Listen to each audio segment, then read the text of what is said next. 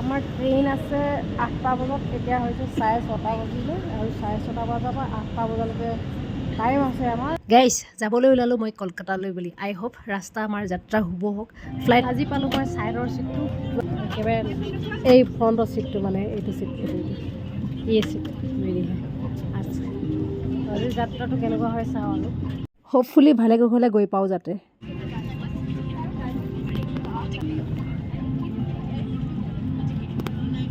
কিবা ধোঁৱা হৈ গৈছে গোটেইবোৰ একদম। আৰু ওপৰলৈ যাম যিহেতু অলপ কম হৈ যায়, ইয়াত নাইট্ৰজেন অক্সিজেন কিবাকিবি মিক্স থাকে চাগে।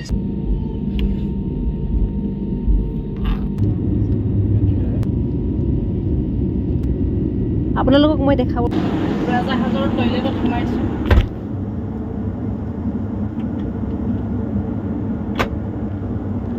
আৰু ইয়াত একেবাৰে সৰু আছে, বেছি ডাঙৰ নহয়, যেন তেনে মানুহ বহিব পাৰে। আৰু হোপফুলি ভালে কুশলে পাই গ'লোহি।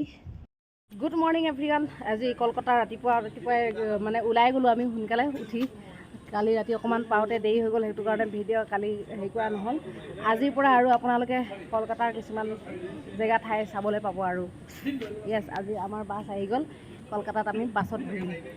আমি আৰু ইয়াতে আছোঁ কলকাতাত। আৰু এয়া হ'ল ভিক্টৰিয়া মেমৰিয়েলৰ টিকেটটো কাটিব লাগিব যি হ'লেও।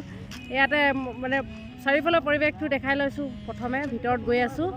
হ'ল এইটো Victoria memorial, one of the historic place of কলকাতাৰ হয় এইটো। গতিকে ইয়াত আমি ভিতৰখিনি one of the historic place of Kolkata. কি গৰম ৰে কলকাতাৰ, একদম আমাৰ অসমতকৈ বহুত গৰম, মানে ইয়াত বহুত গৰম পাইছোঁ। আমাৰ অসমত অকণমান ঠাণ্ডা সেইবিলাক, কিন্তু ইয়াত যিটোহে গৰম। প্ৰথমতে মানে ভিক্টৰিয়া কোন আছিল, আপোনালোকে ভিক্টৰিয়া কোন আছিল সেইটো চব প্ৰশ্ন আহিব।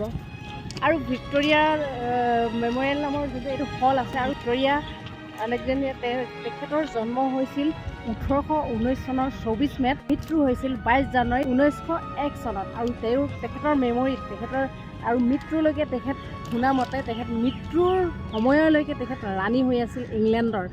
আৰু তেখেতৰ মেমৰিতে যোনটো ভিক্টৰিয়া মেমৰিয়েল হল বনাইছে এইটো। আৰু কিন্তু এই হলটো মানে বন্ধ হৈ আছে, যিহেতু আজি বন্ধৰ দিন বোলে। কিন্তু আমি বিশেষ ভিতৰখিনি চাম, কালি আকৌ আহিম। আৰু এই হলটো নিৰ্মাণ কৰা হৈছিল 1906 চনৰ পৰা 1921 চনৰ ভিতৰত।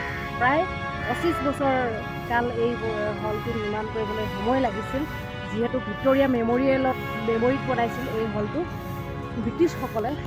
यहाँ आई थी लेकिन आई नहीं अभी तक, ठीक है। लेकिन उसकी मेमोरी के लिए ये बना दिया, बहुत अच्छा बना हुआ अंदर से पूरा। मतलब जो अपनी राजस्थान की जो कलाकारी है पूरी खुदाई की पूरी इसने। आज किसी वजह से आज छुट्टी हॉलीडे है, इसलिए आज ये ओपन नहीं होगा, नहीं तो आपको अंदर से दिखा।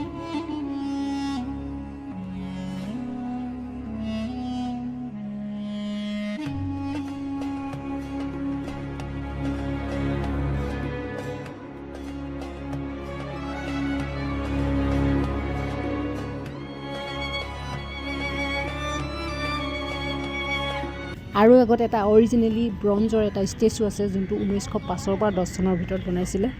ফালে যিখিনি দেখিছে এই গোটেইখিনি ব্ৰঞ্জ বুলি কওঁ আমি, যোনটো ব্ৰঞ্জ মেডেল যেতিয়া পাওঁ আমি কিবা এখন খেল খেলিলে, gold medal, silver medal and bronze medal, ঠিক সেইদৰে এইখিনি মেটেলছ ব্ৰঞ্জ মেটেলৰ দ্বাৰা বনোৱা। এইখিনি গোটেইখিনি খুব মানে এটা ব্ৰঞ্জ মেটেলটো এটা বহুত শক্তিশালী মেটেলছ হয়। এই মেটেলছৰ দ্বাৰা এই মূৰ্তিখিনি বনোৱা হৈছে। আৰু চাওক, ইয়াত লিখাই আছে অৰিজিনেলি ব্ৰঞ্জ পেনেল।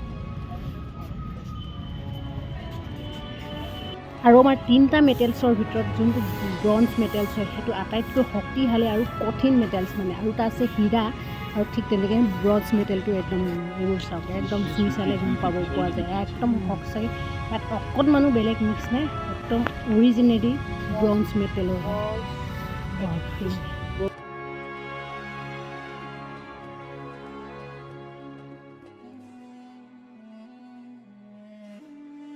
কিন্তু এটাই বহুত বেছি ডাঙৰ আশা থাকি গ'ল, ভিতৰত সোমাব নাপালোঁ। আজি বোলে বন্ধৰ দিন, কিবা এটা হলিডেৰ কাৰণে নে কি কাৰণে বন্ধ কৰি থৈছে। কিন্তু নেক্সট টাইম আকৌ আহিম, ভিতৰখন চাম, আপোনালোকক জনাম। আজিলৈ ইমানেই আছিল। ভিডিঅ'টো প্লিজ লাইক এটা কৰি যাব আৰু পেজখন ফ'ল' কৰি যাব। আৰু কলকাতাৰ ভিডিঅ' আহিব, আপোনালোকক দেখাম। তো নাইট কলকাতাখন এনেকুৱা মানে। তো এতিয়া বহুত ৰাতি হৈ গ'ল, এতিয়া আমি গৈ আছোঁ আমাৰ নিজৰ ৰুমত। মানে এতিয়া কলকাতাখন গোটেই দিনটো ঘূৰি ফুৰি আজি মানে এতিয়া ঘৰলৈ কালি যাম আজি ৰুমত গৈ কালি ঘৰ গুচি যাম বাই বাই বাই